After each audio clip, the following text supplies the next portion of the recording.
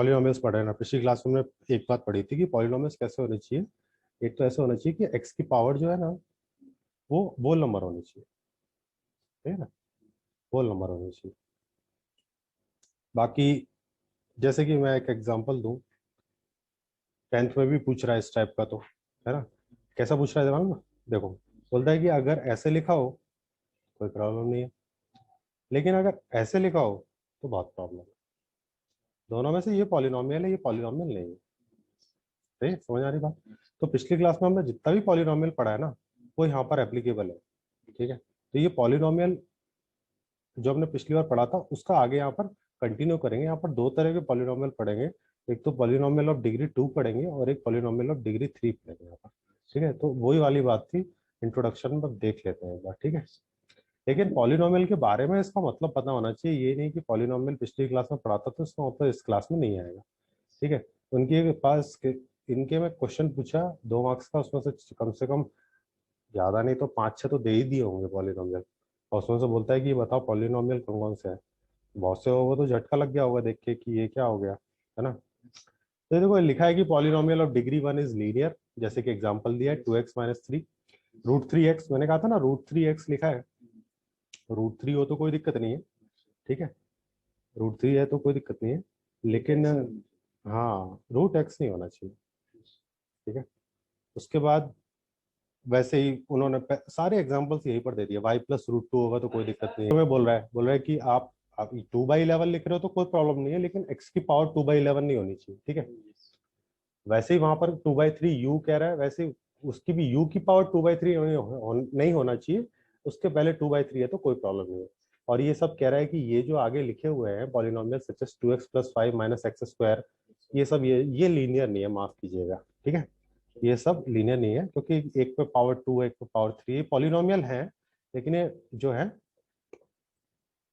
Linear नहीं है। Quadratic के बारे में बता रहा है। पहली बात तो सबसे पहले कंडीशन वही होनी चाहिए जो होती है कि भाई क्वाड्रेटिक जो है वो पॉलिनोमियल होने चाहिए, नहीं पॉलिनोमियल होना चाहिए, उसके बाद क्वाड्रेटिक की बात करेंगे। तो यहाँ पर ये सब एग्जांपल्स दिए हुए हैं, ठीक है। ये सब आसानी से जिसने भी देखा हुआ है वो आसानी से कर सकता है।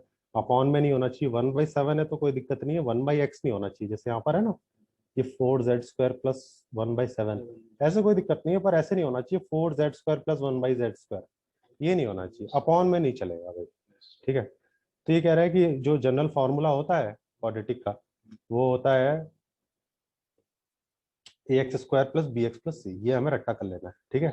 और उसमें a = 0 नहीं होना चाहिए। अब ये बड़ी इंटरेस्टिंग बात है, ज्यादातर जगह क्या होता है a = 0 का कोई फर्क नहीं पड़ता हमें, ठीक है। हम बोलते ठीक है यार हमें क्या करना है, ax² + bx + c बस हमें याद होना चाहिए। कह रहा है कि अगर आपका a 0 हो जाएगा ना तो x² 0 हो जाएगा, x² 0 हो गया तो जो पॉलिनोमियल है वो लीनियर बन जाएगी, तो रहती ही नहीं, ठीक है। और 3 की होगी तो फिर क्यूबिक हो जाएगा, ठीक है। सब एग्जांपल्स दिए हुए हैं यहाँ पर क्यूबिक के, ठीक है। सेम है, बोलता है क्यूबिक जो है वो ax³ + bx² + cx + d के फॉर्म में होती है, ठीक है। तो ये इस चैप्टर में हम ये दो चीजें पढ़ेंगे, एक तो हम पढ़ेंगे क्वाड्रेटिक ax² + bx + c, इसको रट्टा कर दे रहा है। और दूसरा है ax³ + bx² + cx + d। हालांकि क्यूबिक पे मैंने बहुत कम क्वेश्चन देखे हैं, है ना, क्यूबिक पे बहुत कम क्वेश्चन आते हैं ना। x³ + bx, देखो यहाँ लिखा हुआ है ax³ + bx² + cx + d, देखने में तो दिक्कत नहीं आ रही ना, इसमें कोई 0 तो नहीं है सर? बिल्कुल है ना, देखो लिखा है x³ का कोफिशिएंट 0 नहीं होना चाहिए, सही। तो ये यहाँ पर हो गया। अच्छा देखो पिछले साल हमने चैप्टर 2 में हमने बहुत कुछ सीखा था। पिछले साल चैप्टर 2 में हमने ये सब सीखा था कि अगर हम x की वैल्यू रखें, मतलब हमने सीखा क्या था, देखो एक बार रिवाइज कराता हूँ कि हमने सीखा क्या था। जैसे यहाँ पर एक क्वेश्चन दिया हुआ है उसी को ले लेते हैं, ठीक है। एक क्वेश्चन लेता हूँ, जैसे यहाँ पर ये क्वेश्चन दे रखा है x² - 3x - 4। मतलब हम 9th में क्यों सीख रहे थे ये सब, ठीक है।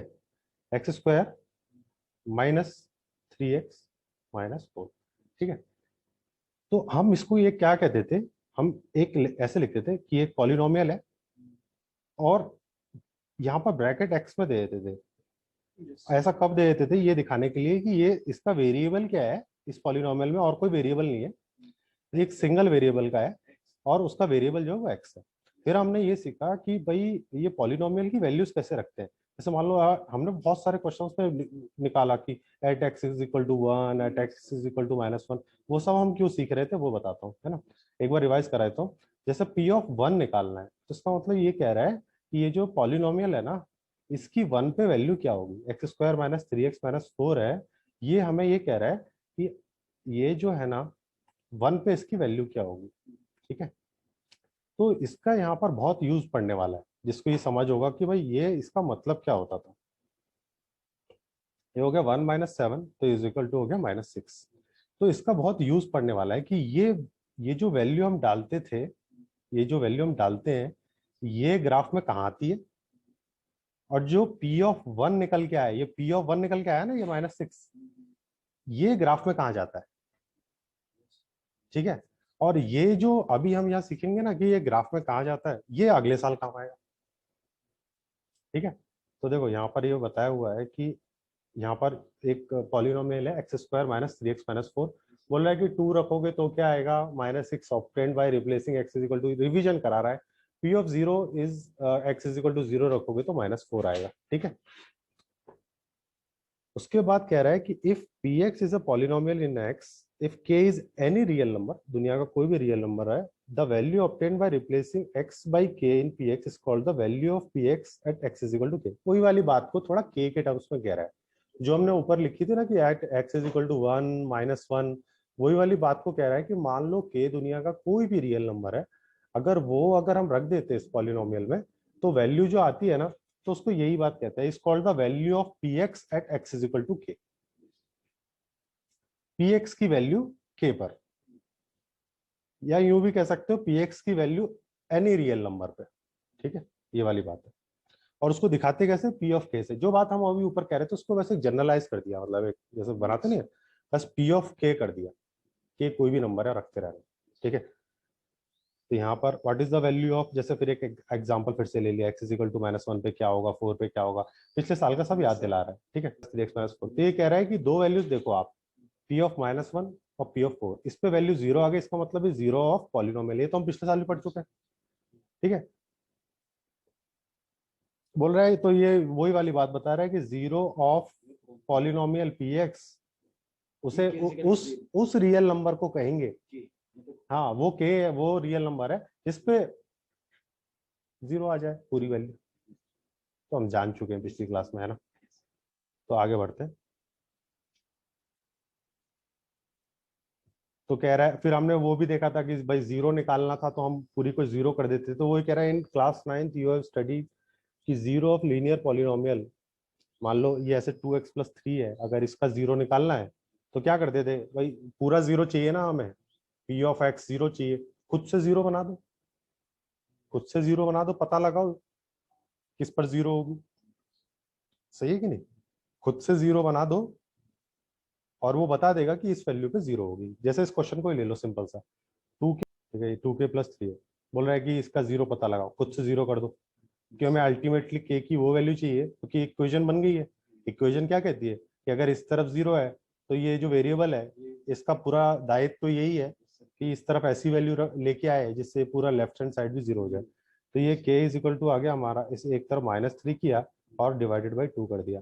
अब यहाँ से हम चेक भी कर सकते हैं वैसे भी, है ना, तो वैसे तो सही आएगा, क्यों नहीं सही आएगा, हमने 0 लेके तो शुरू ही किया था। यहाँ से 2 से 2 कर दो, -3 से 3 कर दो, इज इक्वल टू 0 हो गया। ठीक है, तो ये एक बात बता रहा है कि अगर आपको 0 निकालने हो तो आप कुछ भी, कोई भी हो, लीनियर हो, क्वाड्रेटिक हो, क्यूबिक हो, उसको आप इक्वल टू 0 रख दें। इंपॉर्टेंट बात बता रहा है। ठीक है, दूसरी इंपॉर्टेंट बात हो गई आज की, कुछ मत पढ़ो, बस ये इसके अंदर बोल रहा है कि कितने जीरोज है, मैं बोलूंगा एक्स एक्सिस पे जितना कट कर दे उतने ही 0 है, एक्सरसाइज खत्म करके अगली एक्सरसाइज पे पहुंच गए। जैसे देखो, पहली पे एक्स एक्सिस पे कहीं कट किया, नहीं किया तो कोई 0 नहीं है, एक बार कट किया 1 0 है, 3 बार कट किया 3 0 है, 2 बार कट किया 2 0 है, 1 2 3 4 बार कट किया 4 0 है, 1 2 टच तो किया ना कम से कम, कट करना, हाँ टच करो चाहे कट करो, 1 2 3 3 बार 0 है। एक्सरसाइज खत्म करके आगे भाग जाते हैं। लेकिन जो, हाँ लेकिन जो पिछले इनके पीछे का जो मतलब है ना, वो जो समझेगा ना, वो 32 क्वेश्चंस जो आजकल कंसेप्ट पूछने वाले आ रहे हैं ना, उसको कर पाएगा।